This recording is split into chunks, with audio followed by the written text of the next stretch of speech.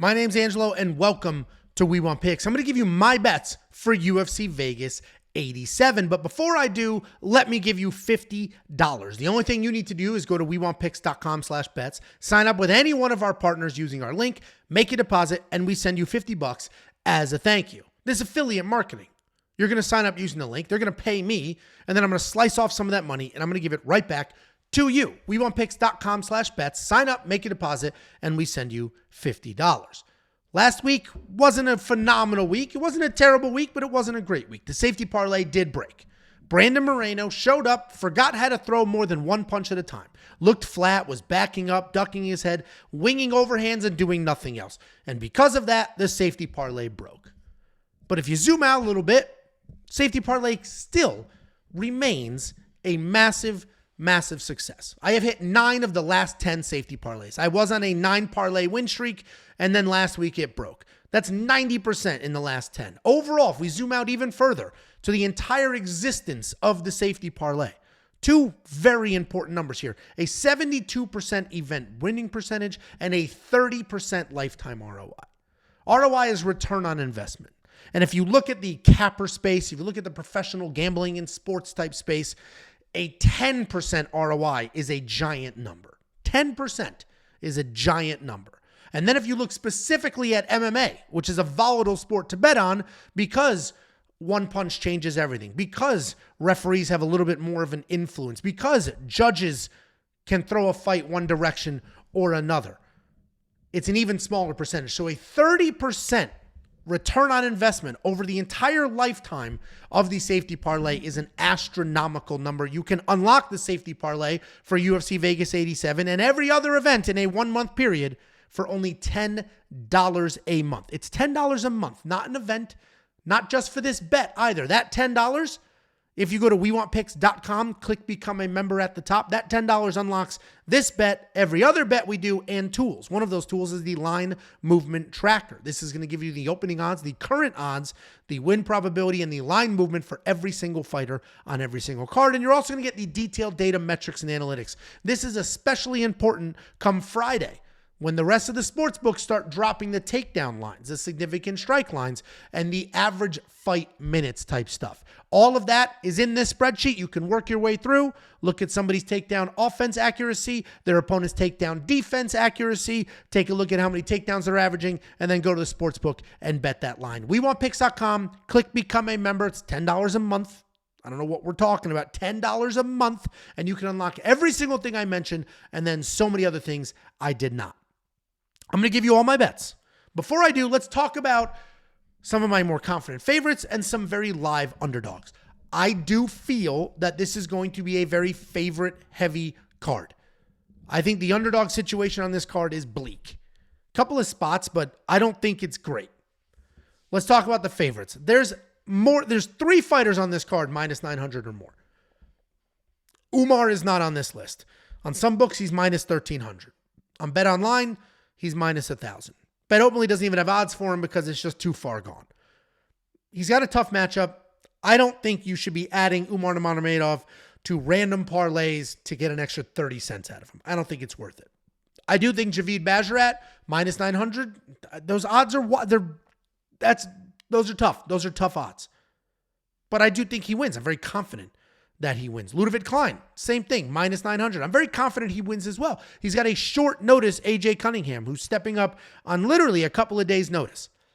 AJ's not a particularly great striker, just sort of a tough country boy that's going to bomb. Ludovic should be able to pick him apart and have no issues with that. I think both of them hit. I'm very confident in both of them. Vitor Petrino, we're starting to get a little more affordable here, minus 305. Vitor Petrino may not be the more skilled fighter in this matchup, but he is certainly the more physically imposing fighter. He's certainly the more dangerous fighter. He's got big power in his hands. He's got big takedowns, good control. He's got all the tools. He should absolutely win this fight. Tyson Pedro is going to be a good test for him, but I do think he passes that test. Muhammad Mokaev is a surprisingly affordable minus 350. I think that's some of the best value on this card. I think Muhammad Mokaev blows through Alex Perez. Alex Perez is getting a lot of love considering he doesn't have a win in 4 years, considering he has 0 wins over any active UFC fighter. All of his wins are against people that have been cut. I don't know why Alex Perez is getting the love that he's getting and why this line is staying where it is, but I'll take it. Minus 350 for Muhammad Mokaev, pretty good odds. If you work your way over to the right and you see the Bet Openly odds here, Bet Openly is peer-to-peer betting. It's not a sports book, which is why there are better odds. A sports book like DraftKings Sportsbook, Bet Online. Their entire business model is to beat you. You give them money, they hope they get to keep it. And they hope that you lose far more than you win, and that's how they make their money. Bet Openly is person-to-person betting. I'm betting you.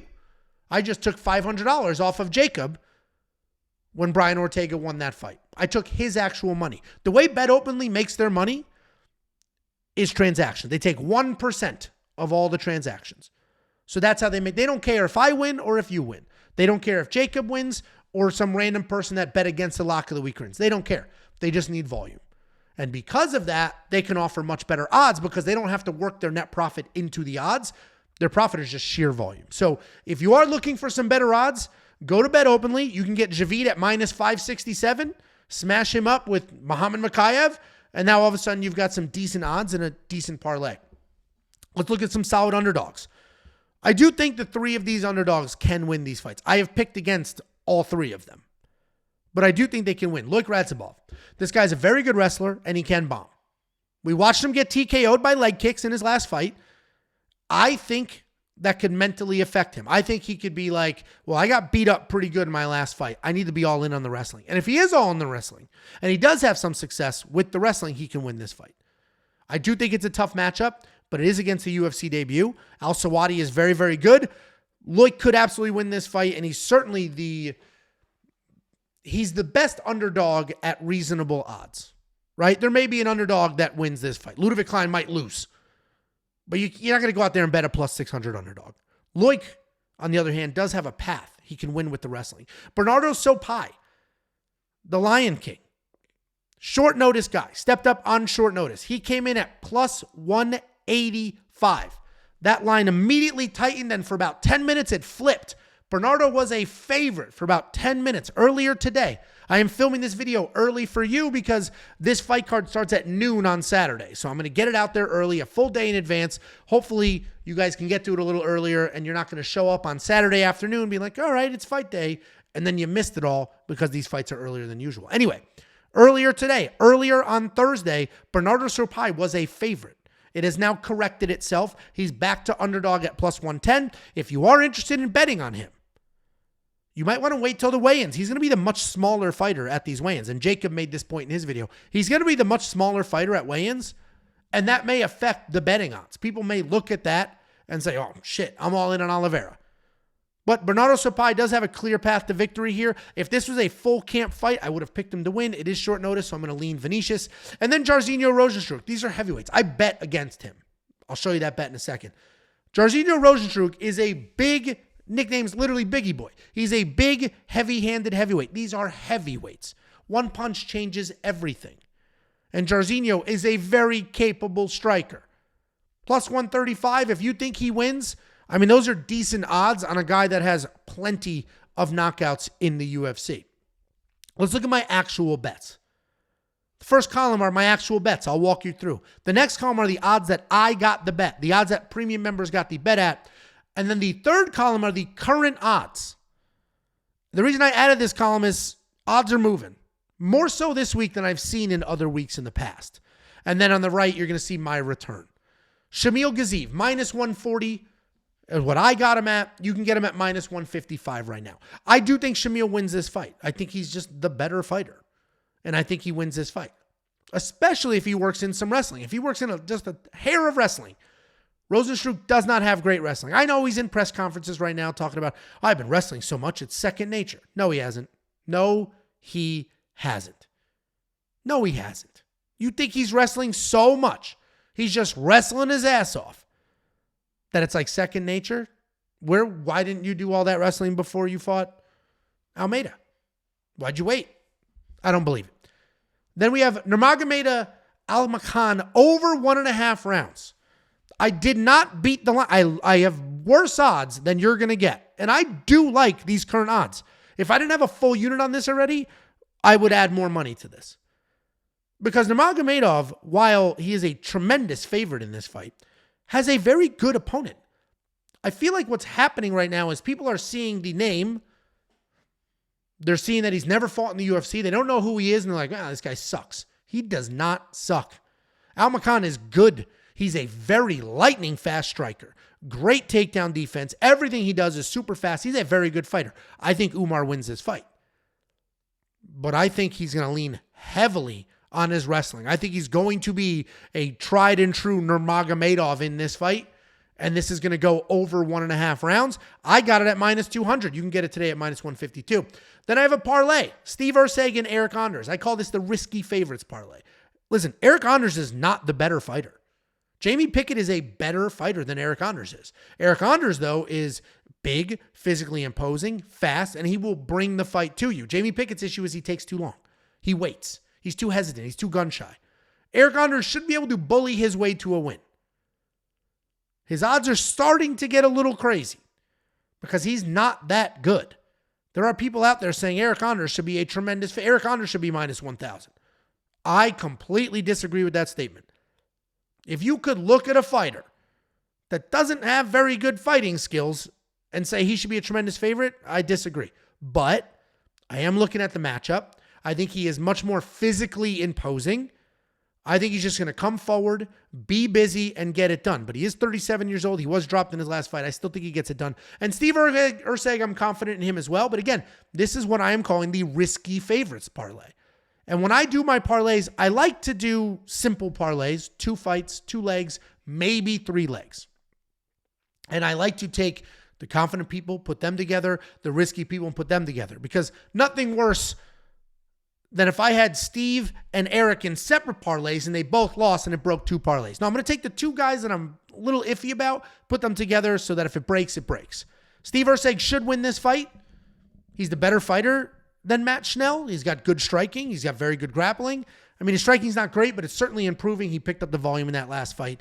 And Matt Schnell, while he's insanely tough, he's not necessarily like this knockout king that is going to defend all of Steve's takedowns and put Steve down. So I think the 2 of them together should do well. Minus 141 for me. You're going to get that at minus 212 if you get that today. Vitor Petrina and Raul Rosas Jr. They let me bet Raul when I used Bet Online. They let me bet Raul when the rumor was that he moved over to this card. Obviously, he didn't. That fight has dropped. So this has turned into a Vitor Petrino money line. I would not have placed that bet. I wouldn't have just gone out there and done a Vitor Petrino money line at minus 300. But that's the fight game. Raul Rosas screwed my odds last week too when the fight was canceled on actual fight night. But either way, minus 300 on Vitor Petrino. Those are the odds that I got him at when I added him to the parlay. Right now he's minus 305. Not a ton of movement there. Half a unit. I think that hits. I mentioned it earlier. I think Vitor Petrino is just a better fighter here. And then we have the safety parlay. It's a minus 183 safety parlay. They're not the greatest odds in the history of safety parlays, but this will hit. I am very confident in this safety parlay. Overall, I have 4.5 units out the door. I'll bring back 7.14 if all goes well. Here's a closer look at that safety parlay. It is for premium members only, but premium membership is freaking $10. The amount of tools, bets, insight, round line lean, the amount of stuff on that website that you instantly unlock with your $10 a month membership is absolutely insane. Nobody can compare to this. Are you going to go sign up for some guy's Patreon that gives this shit out for free on Twitter anyway? Is that what you're going to do? $10 a month, WeWantPicks.com, click Become a Member. At the top, I have hit 9 of the last 10 safety parlays. 30% lifetime ROI, 72% event win percentage. Here's a look at Jacob's bets. I have one of his tickets here. He uses Bet Online, so this is a Bet Online ticket. He bet Bernardo Sopai at plus 185. Put a full $100 on him, 1 unit for us on Bernardo Sopai. He is currently plus 110. If you were a premium member, you got the alert instantly when he placed this bet. And you can go check the Discord right now. It is there, and it has the ticket, and he wrote, I don't know what's going to happen to these odds. I don't know which direction they're going to go. But I trust him and I love these odds, so I'm taking the bet. And obviously they went in his favor, meaning the odds got worse. So he got great odds on this bet. Here is his ticket. He's currently plus 110. He is Jacob's underdog lock of the week. It's not Jacob's only bet this week, though. He's got 12 total units on the board. That does include events like UFC 299 and some future events. 12 total units on the board for Jakey Boy. Underdog lock of the week at plus 185, Bernardo Sopai. And if you want to bet against us, if you want to take our money from us, you can bet against Jacob. You can go bet against the lock of the week by betting on Vinicius Oliveira, and you can bet against the safety parlay. Last week, go back and watch last week's betting video if you want a little more information on this, but last week I said I don't like this UFC Mexico card. I don't trust it. I feel like too many things are going to go wrong. I bet very little, but then I said if you guys want to go out there and get some very good odds, go to BetOpenly and house parlays. Basically what that means is people will, especially on this card, people are going to put together 5-6 fighter parlays because the odds are kind of crazy on some of these fighters. So they're going to smash together 5 or 6 of the huge favorites. I see people doing a lot of the undefeated parlays, taking all the undefeated fighters, putting them together. When you house a parlay, all you need is that parlay to break. Let's say it's 5 legs. If one guy loses, you win. You're basically betting against the parlay. So you can bet against the safety parlay. If you did it last week, you made a couple of bucks. It's not in your best interest because it does hit at an alarmingly high rate, but you can house my parlay or others. Just go to betopenly.com or wewantpicks.com/betopenly. And don't forget, if you want $50, we'll give you $50. Just go to wewantpicks.com/bets, sign up with any one of our betting partners using our link, make a deposit, and we send you $50 as a thank you.